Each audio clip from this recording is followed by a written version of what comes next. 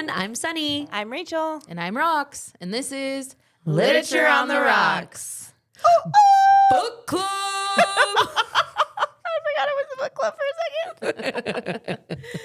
Welcome to the book club for Last House on Needless Street. wow, the anticipation. How are you guys doing? Good. Fabulous. Great. I have a story to share with you guys. Can't wait. I went to a real estate conference and there was a motivational speaker. Her name was Liz Forkenbohannon. She wrote a book called Beginner's Pluck, but she talked about how she lives on a compound with her friends. Shut the fuck up. Yes. Nice. Yes, this is my dream. Yes. Okay. And she talked about how she started it and everything. Just the whole concept of it was really cool, which Which is taking steam in the world. I think a lot of people want to do this. totally. Yeah. The whole concept of her thought behind it was it takes a village, and it really does. And does. Totally. man, after having a kid, it really does take a village, you know? She talks about having people in your village and having to open up and what it means to live on a compound and all the things that she has benefited from it. And like one of the things was in her kid's school, they told him, or draw a picture of your home. And his home was a picture of these 3 houses next to each other with his family and then their families. Yeah. All like that was his home and that was his family. And I was like, that's so, I do want that. I do. Yeah, it'd be great. But I think that even though we don't live on a compound together, I do think my son, he sees you guys as family. He Yeah. sees, Yeah. you know, there is that family element Yeah. for sure. And I think it's really a blessing because you don't just have one person to go to. And she talks about how, you know, when I did cry a few times, so I'm going to try not to because I think I'm just emotional right now. Okay. But she was able to, if she was struggling with her marriage, her and her husband would just walk over to an extension of their family because they knew those people were not going to leave. I'm not going to tell you these things about us and you're going to judge us and you're going to leave and you're going to not want to be a part of our lives anymore. It was like this sacred circle. And in the moment she was sharing, you know, this is what I'm hearing. And he was like, well, this is what I'm hearing. And there was kind of a mediator. And then someone kind of was able to sneak around and type out code red in the greenhouse, right? Because they were all different colored homes in the greenhouse. So the other family kind of came over and it was just this moment of a whole family of love where it's like, Let's figure out the problem together. yeah. And it was, I don't know. I know my husband would not be like, yes, let's sit down with your friends and discuss Definitely. what's going on. Mine would not either. No, Yeah, I don't think any of ours. Yeah. Maybe, but but not the for fact that super they- serious, yeah, like no. private stuff. Yeah, No. no, definitely. Yeah. I think if we were all sitting around drinking and it came out, then, Yes. Then he that would be different. Yeah, but not like, let's go to therapist a- Roxy yes. and Sunny today and No. see what's happening. Yes, yeah. I mean, I just thought the idea of it, of being vulnerable with friends and having a support system and how important that could be because in this world, we are a lonely world. Yeah. And then I started thinking about our podcast. And I'm like, I want this podcast to be a Safe village, space. a safe space, but also a village for everyone, right? It could be a place where we can talk and share our thoughts and our struggles and hopefully have support from Yeah, like a non-judgmental yes. place Which to is have all those vulnerable. love, man. My friends are hippies. A little bit. No. But yeah, so I just thought it was a cool, she made us do this exercise, which was really awkward. We had to like write down one of our burdens that we've been carrying around. And so everyone wrote down their burden and then it was like, fold it up and pass it to someone else. Oh, no. And I was like, what? And then it was like, okay, and then pass it to someone else, and then pass it to someone else. So nobody knew where their burden? paper came from. Oh, okay. Okay. But then So- they had to read the burdens. They got to read the burdens. Yeah. There was some that were definitely personal and some that were just a little bit more General. lighthearted. Yeah. It was awkward a little bit when it was like, okay. Plus mine was, me. It was a paragraph. Everyone else was like, I miss my friends in New York. And I was like, I'm struggling, giving my all to every parts of my life. How do I give 100% to, right? It was like, He wrote a novel. yeah. She's all taking like a scroll and like rolling it up to pass it on. Exactly. Everyone was like, Sonny, you have a lot. And then someone's like, do you need a cocktail? I'm like, I mean, yes, but wait, I need to finish writing this. Hold on, I'm only on chapter 2. So when I went to go pass it, I think it only went to the one person I passed it to because it was kind of late. So I'm like, well, she knows my burden. Luckily, it was something I was okay with sharing. Yeah. It's cool. Yeah, that is cool. Thanks for being my village. Yeah. Yeah. I love it. Thank you. So last house on So on to the next thing. No, I'm kidding. All right. Let's get into our book club. Book club. So every time we do these book discussions, we have 4 questions that are the same every time, and then 3 or 4 questions that are specific to the book. So our first question is first impressions. What were your initial thoughts when you started reading The Last House on Needless Street, and did the book meet your expectations or surprise you? My response is it definitely surprised me. As soon as I saw we were getting chapters from the cat's perspective, I was like, what the heck am I reading right now? It was strange and threw me for a loop every chance it got, really all the way to the end. So I said my initial thoughts were, what in the world am I reading? I was confused as to what was happening most of the book. Yes. Yeah. But I was surprised at how much I liked the book. Although the way it was told was slightly confusing because I felt like you were not really knowing who was talking half the time. Yeah. Like, why is this person talking? But overall, it was a good story and had me questioning my own theory on the book the whole way through. So I was surprised, but pleasantly surprised. Oh, look at you. Yeah, I didn't know what to expect when I started Last House. Once I started, though, the theories never stopped. Yes. They changed all the way through the book. Yes. The narration from the cat, what the hell? And I was definitely surprised by the path the book took. Yeah. Same. That's what I liked about it the most, I think, was that the whole way I was Kept like, you on your toes. this is my theory. This is my theory. Dang it, that's wrong. This is my Yes. theory. Okay, change my theory. Yeah. The whole way through. So you're really invested the whole time. That's what I was really enjoying about it. No, okay. Yeah, I see that. Yeah. Unresolved questions. Were there any plot points or character arcs that you felt were left unresolved or could have been explored further? I have a very short answer. I think if this book was written differently, it wouldn't have had the same vibe.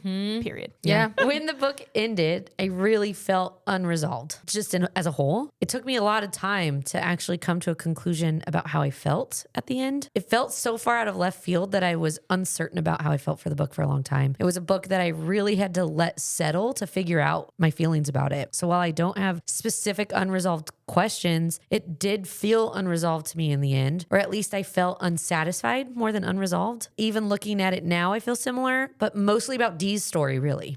I think I'm even okay with the twist that Ted was all the characters we heard from, with the exception of Dee. That twist alone, I think I would have felt more resolved. But why was Dee spending her whole life searching for a sister that she was pretty sure was dead? Why did she constantly tell herself this narrative of a lie she made up? I know she thought there was a chance that her sister could still be alive, but why not come out with that truth once she thought that? And why continue to lie and then be upset when no one was helping her? Dee's story is just basically what I had the hardest time with in this book, which is funny because the twist at the end of him having DID, right? That was a big twist, but I really feel like with the addition of Dee's story, it's what made me feel like it wasn't a great, like it was, yes, I didn't like Dee's story. I get more into that in the alternate ending part of it. I didn't put anything about unresolved because I don't know that I had any unresolved feelings. So I sort of glossed over that part. Okay. But I did say that the major plot twist, when you find out that all the characters were the same person, I didn't expect that because I didn't either. I was shocked to find out that Lauren was Olivia at Yes. first. And I thought, okay, wow, plot twist, holy hell. And it made sense. And it- because yes. traumatized, kidnapped Yes. child Yes. makes total sense. Absolutely. So I'm like, yeah, okay, I'm in it. I feel it. I understand it. And then you're going through it. And then just as I'm like starting to get used to the fact and felt like things were coming together, Yes. they throw a wrench in it and they're all the same person. And then I start going back and rethinking the story. And I'm like, what the hell? Yes. So that was my like plot twist, I think, that really caught me off guard the whole way through. Yeah. Alternate ending. If you could change one thing about the ending of The Last House on Needless Street, what would it be and why? I just said maybe Dee didn't die. It just felt like her life ends abruptly and there was no closure to her story. She spent all the time feeling guilty about leaving her sister to die, essentially, and didn't tell anyone. Also about the snake situation, they don't talk a lot about why she's imagining all these snakes and where Because the her heck it's all sister coming was from. bitten by a snake, which is what caused her to fall and hit her head. Oh, and she so saw it was the the snakes guilt in the in water. her? Yeah. Okay, so they do tell you there's so much more. Like, we didn't hear any part of her like internal monologue about this whole situation, right? You just kind of hear little bits and pieces of the story. So just to hear a little bit more about that, and she doesn't just It's die almost suddenly. like Dee. They don't say it outright because the focus of the book is DID. Sure. But she had some sort of PTSD, like she had Yes. something with her, some kind of mental health, because why would you lie to yourself for years? Oh, I want to go next guilt, now. for sure. Okay, go. So I did say the same thing. Dee wouldn't have died. Or I actually think I would have rewritten Dee's story completely. She would have gotten some sort of closure with it all. And I don't feel like she got that. Either changing the fact that she was living this lie or the way she came to realize what happened. Something about her storyline I would have changed. I'm not an author, so I don't know exactly, but I just wasn't satisfied with the way her story ended. However, I was looking something up online when we were doing this, and someone said that they had this theory that Dee was another of Ted's personalities, that he saw his mom take Lulu. And he created Lulu's sister as a way of dealing with the guilt that he saw his mom killing these people. And Dee was actually a personality. And because he was healing, that's why Dee just vanished at the end, because she was never found. Her body was never found or anything like that. And she it just says vanished. like her body dissolved into the earth. Yes. Oh, That is a good theory. Right? I was like, oh, that makes me understand Dee a little bit better, honestly. Like another plot twist. Yes. That even after the story is over, Yes. blows up my whole world. I want to talk to Catriona. Catriona. Yeah, get her in here. Let's interview her. I want to know. I want answers. That is a Yeah, good let's theory. Right? I don't. But they interacted, but he also interacted with Lauren and Olivia and all the peeps. So Yes. maybe, I could And see she does that. run away, but is Almost she like she's- physically running away? And then he's found by. Because it says that she's running away chasing. Lulu. Yeah, like she got away and she's chasing her, but then she just succumbs to this snake bite. Yes. So I do feel like actually that almost gave me better closure for Dee. And I was like, It oh, does. Fan giving actually, you a theory. Yes. That would was actually good. make it. I think I would like the book more if that were true. And who knows? I mean, I have there questions, are Catriona. a lot more. He talks about having a lot more personalities. Right. Like we Yeah. don't only learn about little Teddy at the end, but like more are coming up as he's healing. Yes. So- yeah, and someone in this thread of them talking about this theory was like, does that mean that orange juice haired man is also a personality that he's communicating with at the end of the book? And So literally there's But nobody else in I the don't- story? No, It's that just one- Ted the whole time? That But one I wouldn't believe I because he think- saved him. yes, He And they blacked became- out. No, but they became best buds. Right, and he was He at just the hangs out. hospital once he was like better, like sitting next to him talking to him. But Did do anyone we- else but do we- communicate Yeah, with I was him? gonna say, do we know that Yeah, anybody the talked Chihuahua to him? lady too. talks to orange juice haired man. Yeah, I mean, when Oh. they And said then that, they're I was sitting like, in the oh, backyard shit, I don't drinking know. beers. This Is there his best anybody friend. who's really Yeah, sitting there right. drinking beers with him? Oh shit! It makes you question every character. The entire in the whole story book. is just Ted walking around. There's Just no way he's in an no abandoned one. town. the last house. The is bug truly man is the not last him? house. Oh it is the last house, and that's it.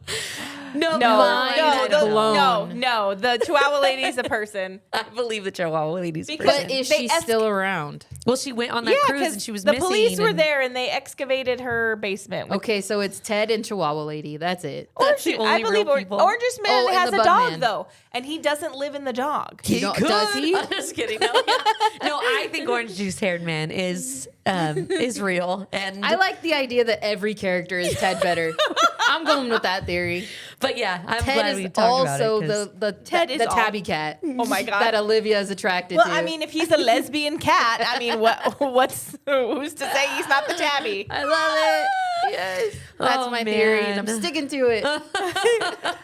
I didn't have an alternate ending because I thought it would have changed like the emotions of the reader. Yeah. But I do like the D theory because Yes. that would make me like the book more. yeah. Okay, so our favorite adaptation dreams. If The Last House on Neela Street were to be adapted into a movie or TV series, who would you cast in the main roles? I was like, this would be such a difficult movie to make. Yeah. Right? In general, Yeah. to give you the full impact of the twists and turns. How would you reveal that they were all the same person? If I'm casting the persons as they are perceived at the beginning of the book, I casted Ted, Dee, and Olivia. That's what I did. Me too. Oh, I can't wow. We are the same people.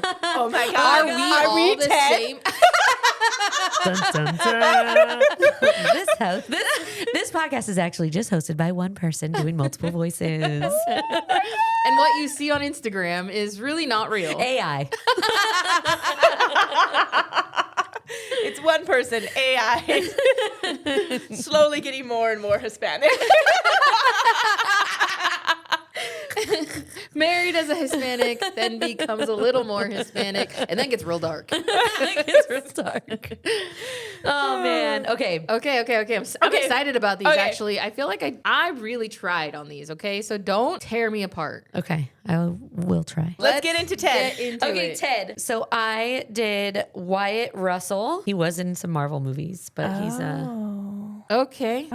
I feel like any actor we casted was gonna need some Yeah. prosthetics. He needs some roughing up, but he has the long beard. He can definitely pull off some greasy hairness. He's supposed to be kind of unkempt and overweight. He's not overweight at all, but He could eat. Okay. I'll go next. Okay. I casted Paul Dano. Oh, I could see him being this like big oaf of a guy, but also yeah. Yeah. I think he actually plays a serial killer in something. I can't remember exactly what. Yes, this is Ted. I cast in Justin Prentice. He's from 13 Reasons Why. We really like 13 Reasons Why. Oh yeah, he's the jock. Okay. He's my least favorite of the three. So we're now that I casting know. out Justin. Yeah. So Rachel, Okay, you get to choose. you get to choose. It's a lot of pressure. I know. I'm kind of glad I didn't have to get pulled out of this I'm going one. to choose Paul Dano. Paul Dano. I felt like good him. about Paul Dano. I like him. Yeah. Yeah, I like that. Ooh. Look at you winning one. I told you. I really tried. You came in strong. Who do we have for D? Okay. Riley Keough. She was in the new series Daisy Jones and the Six after that book, which is really good. If you haven't read it, you should. Is she Lisa Marie Presley's daughter? She kind of looks like it, huh? In this picture? Parents, Lisa Marie Presley. In this one? Yeah. Yeah, I thought that too. Okay. All right. I like her. I picked Caitlin Dever. That was my pick. I felt like she could be crazy older sister who's sort of losing her mind. She could be a little unkempt as well, just like struggling with her grief, you know? Yeah. Okay. Okay, who'd you There's pick? not Rach? a lot of physical descriptors for these. she- Yeah, which is why I felt like the D theory could be true. Because Yeah. there's not a lot of physical descriptors about these Right. two I think- characters. Yeah. Maybe Olivia has the most. Yeah. I picked Elizabeth Olsen. Oh. Oh, I do like that. Yeah, I feel like we picked all similar ones and I don't have a preference. Okay, I like Elizabeth. That's my favorite Olsen? of the three. Okay. Yeah. Okay. For Olivia, I made my decision based off listening to their voice with my eyes closed and imagined who I thought Olivia would sound like. Okay. Is that how you guys did it? No, but it's okay. Go. I have a clip of a person. This is what I I can do think that. Olivia would sound like. Well, okay, so this is just like a clip, so I don't own the rights to it or whatever. I'm just copying it on listening to it on YouTube. Okay. So I picked Jenny Slate, and I picked her because of her voice being mousy, I think is the best way to describe it. Oh, yeah. And I love football because I don't like to watch it at all, but I love to imagine things about it. And what I like to imagine is that all of the men have decided to be on a team, of course, because they're best friends. Right? So Yeah, it I was can just see her like flipping Yes. open the Bible and reading their passage. and saying GD. Yes. Yes. Okay. My cast was Salem from Sabrina the Teenage Witch. Shut the fuck up. That was my cast too. Dust it off a little. For the voice, Aubrey Plaza. And today I'm going undercover on the internet. I know how to work the internet. Believe me. I just feel Oh, like it's just like she's like monotone and just she's a little sassy and like totally factual. Like this is happening to me and GD, right? Like, Yeah. I don't know. Yeah. So that's who I casted for her voice. I didn't cast a voice. My cast was Salem. Oh. And his voice will stand. He's like, I am Olivia. Because he sounds I like love a that dragon. Tabby. Well, then Salem is the visual representation of Olivia. It's like so. Well, then I guess since Rachel didn't pick a voice, Oh, you get to pick You get to Aubrey pick. Plaza or Jenny Slate. Jenny Slate. Son of a bitch. Oh, you're all the decision maker today. Is this how you feel? Yeah. Normally, and it's a lot of pressure. I'm going to go with Jenny Slate. Okay. The end, it would just be Paul Dano Doing all of the characters. in a wig. Yes. And cat ears. Yes. All right. Okay. A cat with a voice.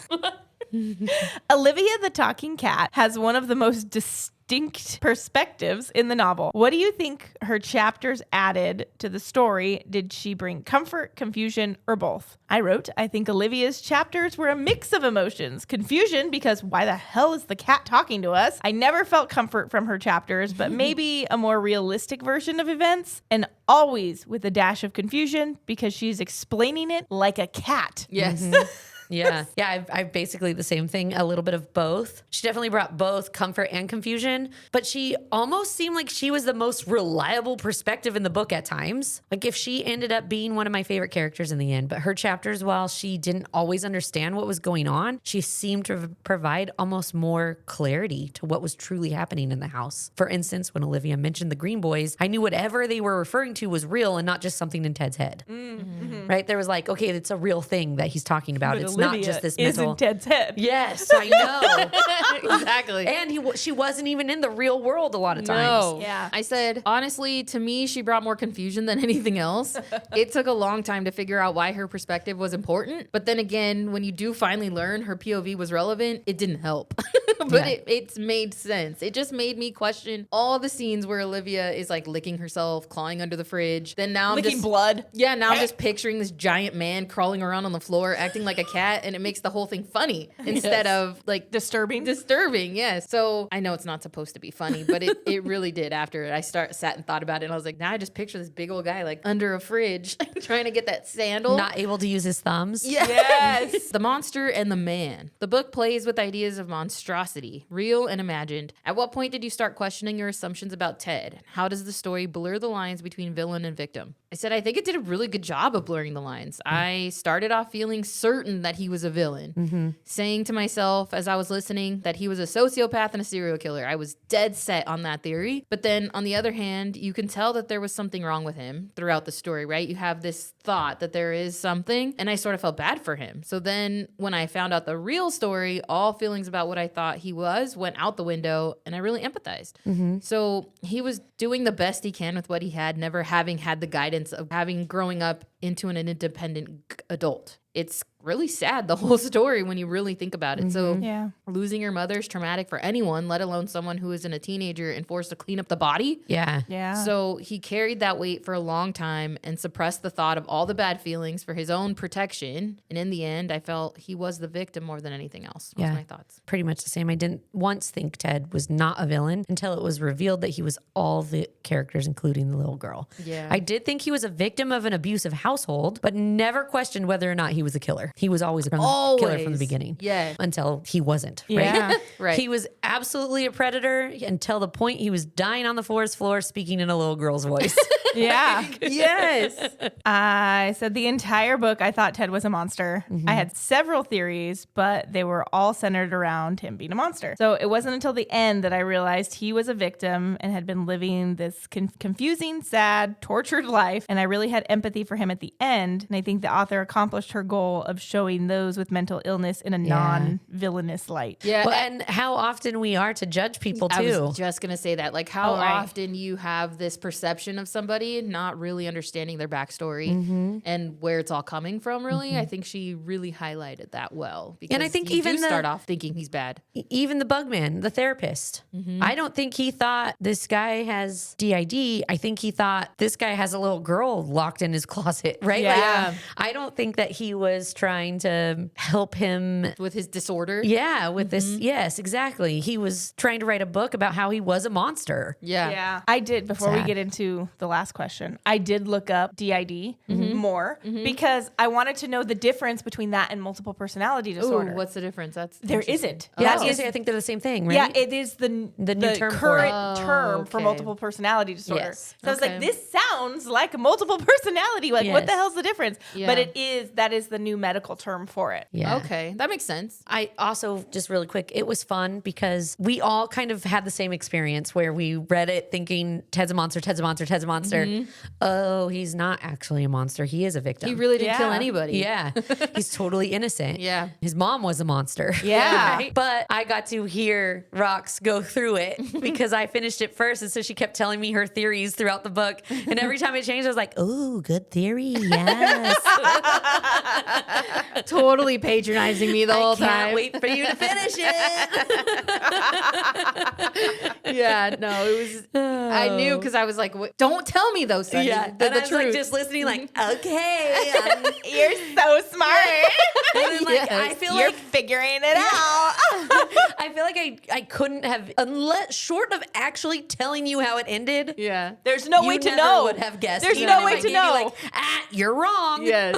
You'd be like, You okay. could have told me like, nope, that's not the theory. That's absolutely wrong. right, And I would have yeah. been like, what the hell? How? And you never would have Yes. gotten to No. what it actually was. That also leads thought about to the fact that what good writing it was, because there was no way to give away the end without actually giving away the end. Yes. Yeah. Yeah. You it's could true. have given any other misleading things, and the Which I person don't would have know. still. That's one of the things I had to let settle. Like sometimes I like a twist that could have been anticipated, but it still caught me off guard. yeah. Yeah. I'm like, oh my gosh, duh, of course. Yeah. And this one was not that. There was no signs of it. There was nothing. I never was once no guessed way that I a would cat have thought. wasn't a cat. Right? Yeah. Like, Great job making you believe that they were all actual people. yes. Yes. Yeah. Yeah. I really had to. I'm like, I wasn't sure if I liked it. Liked that part of it. I liked to be able to try and figure it out. There was just no way. There was no way I But- would have ever gotten No, to I that wouldn't. point. But Maybe it that still just was- leads it to was the good. fact that she did really good research and wrote accordingly. She Yeah. did do Because it. who Yes. knows A if shit you ton of knew research. somebody who Yeah. had Dissociative identity disorder. Yeah, that. DID. Somebody who has that. Well, I don't know. Maybe if I only knew you as Sunny, but you had 14 other personalities, I would never know. Last question: mental illness and misunderstanding, which is kind of on the same topic of what we were talking about on the last question. How does the novel handle mental illness, particularly when it comes to identity and perception? Were there moments that challenged your expectations or made you uncomfortable? For the podcast, I often reread the book, and I think I kind of mentioned this, but rereading the book gave me a completely different view on it. The first time I read it, for sure I was judging. I realized something was off about Ted, but I never thought DID or trauma from his childhood. After knowing more about Ted's story and rereading it, Ted's actions seemed so different. I wasn't immediately accusing Ted to be a killer because I knew he wasn't, and I suddenly had clarity on some of the things. It made me approach the story completely differently with sympathy and understanding. In the light of this being Mental Health Awareness Month, I think the same can be true within ourselves. Sometimes when we take the time to get to know what's actually going on within ourselves, or even what is going on in the minds of our children, we can have a whole new perspective that allows us to take a step back and view the circumstances differently and offer more grace, whether that's to ourselves, to our kids, to our loved ones. Just understanding the way their mind is working, and maybe it's different, almost provides a lightness about it, right? Like reading the story about Ted in a different light, I was sympathetic to him. I wanted to help him. I wanted him to seek help and get answers and figure it out, right? Like when he disappeared, when he was blacking out, trying weekend to place. trying to unite that with who he was, and seeing him at the end of the book, it was like, I know that there's going to be some resolve there, and he's going to learn how to live together as one with all these personalities. Obviously, I don't have a child that has DID or anything. Well, I mean, I don't think so, but I think I would probably know by now. Or does it show up when you're older? I have no idea. I don't know enough about it. Understanding that there are different ways people learn, right? Or trying to teach my kid something he just can't understand. Right now, we're trying to figure out how to teach him the word we and us and our works, because he always wants to say, let's go back to we house, and he doesn't really fully understand the difference. Learning for him, I think he's neurotypical, but even if he was, I feel like understanding that part of him, I would be like, oh, I just need to teach him in a different way. Yeah. Right. And sometimes I don't give myself that same grace. I know I'm emotional right now, and this is potentially what I need to deal with that, whatever that mental health looks like for me. But instead I get mad at myself. Stop being so emotional, Sonny. Get it together, figure it out, right? Yeah. Like stop doing, but I would never do that to him or to any of you, right? Give yourself grace. And I think when we recognize, well, I'm acting like this because of this, or this is how I'm feeling, and we give it a moment to live. Yeah, we do tend to give ourselves more grace. We tend to treat ourselves differently. And so I feel like rereading this mental illness and the misunderstanding of it all, coming back to it and reading it, I'm like, wow, it makes sense. So I know in the last few pages of the book, the author goes into making a big note about how she did her research, and that she really wanted to portray mental health differently because there's a lot of negativity in the media, especially when it comes to DID. Yeah. Movies like Fight Club and Split, where it's like villainous and fearful. There are other movies and media that portray other mental illnesses like Silver Linings Playbook and like, Oh, yeah. I'll be old for a second, like What's Eating Gilbert Grape Oh, yeah. that aren't villainous, but normally DID, it's always hostile, fearful, craziness. Which probably leads to the reason that there's such a negative association with it, right? Right. And I think she did a good job by the end of giving the reader empathy and more understanding for Ted. Yeah. And as far as challenging my perceptions and making me uncomfortable, this book did that until the very end. Yeah. I had no idea which way was up, which way was down. Yeah. The way the book reads when it's toggling through the narrations, wondering again why the hell you're getting narration from a cat, little girl with broken legs who's been tortured, and then who is potentially the stolen girl. It was just a lot to unpack, and it was disorienting the way she wrote it, which probably is how he somebody feels. with DID feels, disoriented and unsure of what the hell's going on. Yeah. And blacking out because they don't know when the other personality takes over. They don't know. Like, they're that person. Yes. They don't know any other persons. Yeah. So it was crazy. Yeah. That's good. I just said I had no prior experience with personality disorder, and all I could relate it to after finding out the secret was the movie Split with James McAvoy. And it is a good movie, but in that one, he is the bad guy, right? So there wasn't a complete correlation because Ted's not the bad guy in this one. However, it gave me the base for what I imagined what was happening in this book, because in that Split, James McAvoy, and he has, I forget, like 3 different personalities, and he's also going to a therapist. And the therapist knows about the split personalities. So every time he goes, he'll ask him, like, who am I talking to today? And at one point, James... Do you know as the audience? Okay. Yeah. At one point, James McAvoy tries to, like, suppress... I forget. It's been a while since I've seen it. But when he goes to the therapist, he will be one character and he tries to pretend to be another to the therapist because he kidnaps people and he's doing all these things. So then the therapist starts figuring out, like, you're pretending to be so-and-so, but you're actually this person. And so it's just by little things that he'll say and things, whatever. So it was more like that I had the basis from. Anyways, it was a good movie. But what was the most discomforting is thinking back to the situation in the dressing room, I think. That's where I had the most difficulty from multiple perspectives. I was disappointed in the way the sales workers handled the situation in both scenarios. But if you think about it now, it was Ted in the dressing room,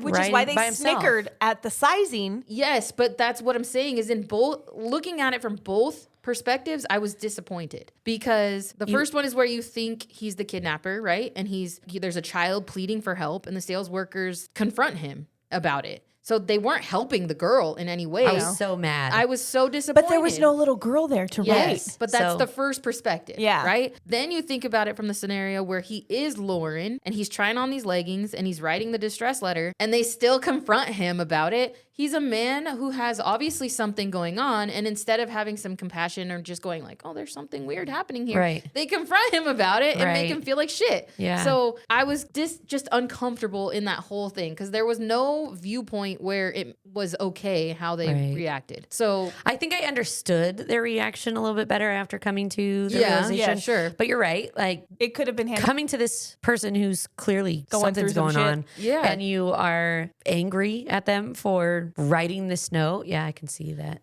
As somebody who, all 3 of us have worked in retail. Yeah. I don't know that if somebody had gone into a dressing room with a size small leggings that was this giant man, I probably would have thought, that's odd. Yes. And one, I would have probably hoped, I hope he doesn't stretch out those leggings. I would have gone to, like, he's stealing something else. Yeah. Well, maybe. And I would have been just overly customer serviced him because that's just what you do when something's odd, right? I don't know that I would have jumped to being like, what? How dare you do these things to my leggings? You know, I would have just been like, I definitely think hey, I would have. How can I help you further? Had some sort of concern. Yeah. We need to call someone, like security or call something. Security, let them know this man's walking around. We found this note. I don't know what's going on with him. Yeah, but I would not confronting them. But I wouldn't. I mean, I've had customers, a man who's gone into the dressing room with ladies' underwear, and I didn't do anything about it because maybe he does wear ladies' underwear. How am I supposed to judge you, right? So yeah, if it looked like it was the right size, by all means, my man. You do you, man. Be uncomfortable.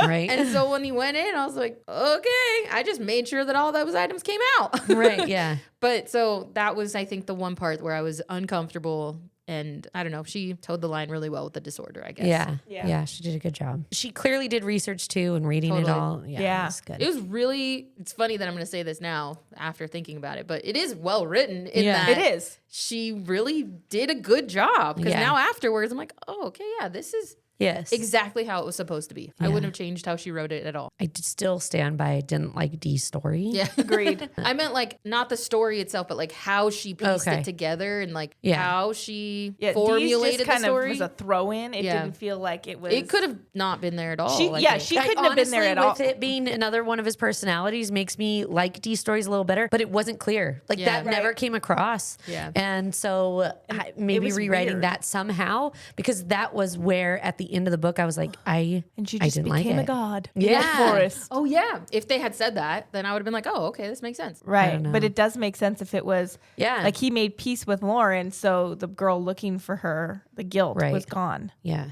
Yeah. That makes sense. Yes. Okay. That reminds me, we also have to do a corrections corner before we end this. Oh, yes, we do. Corrections corner? Yes. What's a corrections corner? We've got a correction to make in the corner. All right. We're going to go on the corner of correctness. The corner of correctness. I just thought of like It's Blair the Witch corner Project and on you the guys standing street in the corner. of we fucked up and we need to fix it. All right. It's probably me. Corrections intersection. intersection. Oh. Corrections intersections. Oh, that's a good one. All right. I like all these street references. It's about twisted love. Yeah, I used Google AI when we were reading like what the other books were about and the names of them, and it was all Chen. It was wrong. It's totally wrong. We were in Target and we looked at the back of the books to see who the characters were, and it really is. All the friends. It's the friends. There's a story about Bridget and Reese, and I can't wait to read it. But Jules and Josh get together in one of them. Yeah. And then Stella, who we barely hear about, the social media girl. She has a book. One. Yeah. So I think they all have a book of their own, and that's why they're kind of interconnected. Way to go, Google AI. Yeah, Google Screwed it AI up. was right saying it was wrong. best friends, but it was wrong with the names. Yes. Yeah. So sorry, AI is clearly not totally reliable. No. And I will put it on my list to read the Bridget story in the Twisted Love. I think hers was series. Twisted Games. I think so too. Interesting. All right, well, that's a wrap on this episode of Literature on the Rocks. Thanks for listening to our book club episode of Last House on Needless Street by Catriona Ward. Join us on our next episode where we deep dive Emily Henry's new book, Great Big Beautiful Life. If you had as much fun as we did, make sure to subscribe so you never miss an episode. We're here for you every Wednesday. Yeah, and while you're at it, rate and review us. It helps other book nerds and booze lovers find us. Let's be real. We love reading your feedback almost as much as our book. Almost. That was my split personality. Oh, that was Sunny's voice. Sorry, I need to change it. I forgot to change it back to me. And then you can keep the conversation going by following us on our social media at Lit on the Rocks Pod on Instagram and TikTok, and on our website, literatureontherocks.com. Until next time, may your TBR be long and your cocktails be strong. Cheers. Doodaloo. Bye.